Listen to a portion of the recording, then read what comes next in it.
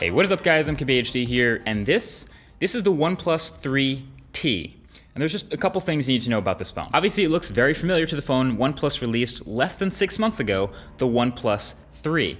One of the best budget phones out there, for the record. Great phone for under 400 bucks, highly recommended. So the OnePlus 3T is to the OnePlus 3 as the iPhone 6S was to the iPhone 6. Basically, T is the new S. It's kind of an iterational change to the phone that came out back in June. It's a spec bump, fit into the exact same design. You wouldn't know it was new just by looking at it unless you knew exactly what you're looking for. So here we go. I'll tell you exactly what's new. Number one, as you might have noticed, is the slightly new color. This is called Gunmetal, and you can see it versus the OnePlus 3's silver. You notice the difference, right? It's subtle, it's slightly darker, it's kind of more like a space gray type of thing. I like it. And there's also a soft gold as well. Number two is it has a Snapdragon 821 inside at the higher 2.35 gigahertz clock speed, so not underclocked like it is in the Pixel. So this is a slightly newer, super high-end chip, and when you pair that back with the same 6 gigabytes of RAM, you have yourself a pretty high, one of the highest end spec sheets of any smartphone. So number three, and I think that this is my favorite, is they fit a much larger battery in this phone in the exact same dimensions.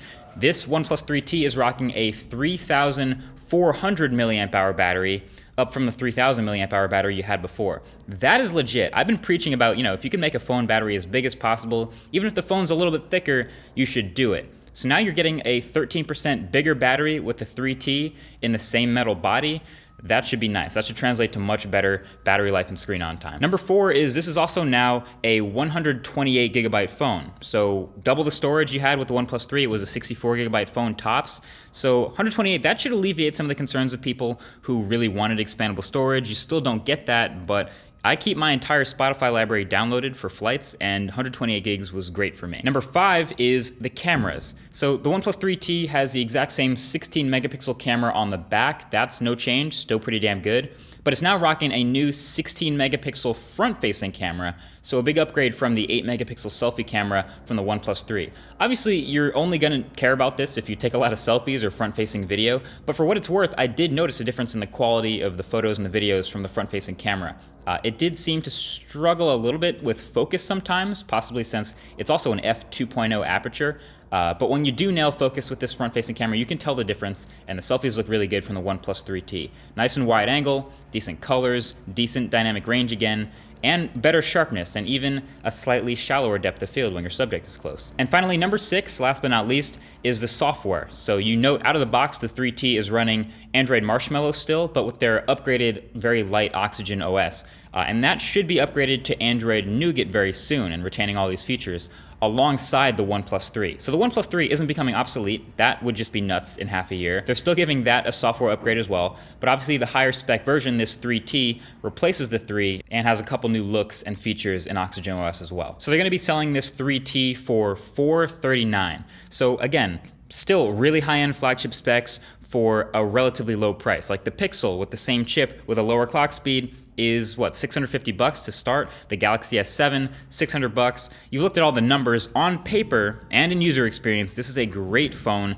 for another pretty low price. All the rest of the things I didn't talk about in this video are still exactly the same from the OnePlus 3 review. I'll link it below if you want to watch it again, but it's the same great 1080p display, same great size and metal build and form factor, decent speakers. It's still the fastest charging phone in the world, I'm pretty sure right now, so dash charging is awesome to have.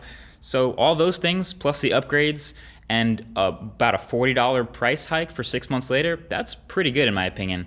I'm liking this. It kind of seems like OnePlus is picking up sort of where Nexus left off before Pixel showed up, where people were really excited for a really mid-range to high-end phone that had really lightweight or pure stock Android for a really low price, and the experience would be awesome. Well, now Pixel's like 650 bucks, so if you still want a lightweight Android experience for around half that price, 400 bucks-ish, then it seems like OnePlus 3T is the way to go. So you know how I said the OnePlus 3T is to the 3 as the 6S is to the 6? Well, turns out OnePlus did this on purpose. They did it for the exact reason. The letter T comes one after S, so like one better than S, kind of one-upping Apple in that way, whatever. Maybe they're trolling, but well played OnePlus 3T. gets my thumbs up and my nod of approval, and it will probably be right up at the top at like the highest end budget smartphones you can get. The Smartphone Awards 2016 is coming up if you haven't already noticed, so that's something that we're thinking a lot about. Either way, that's been it. People have said that OnePlus 3 owners should be mad because their phone is obsolete 6 months later. No, it's not. That's still also one of the best budget smartphones of the whole year. But that's pretty much all I have to say about the 3T. Let me know what you guys think in the comment section below. Thank you for watching, and I'll talk to you guys in the next one. Peace.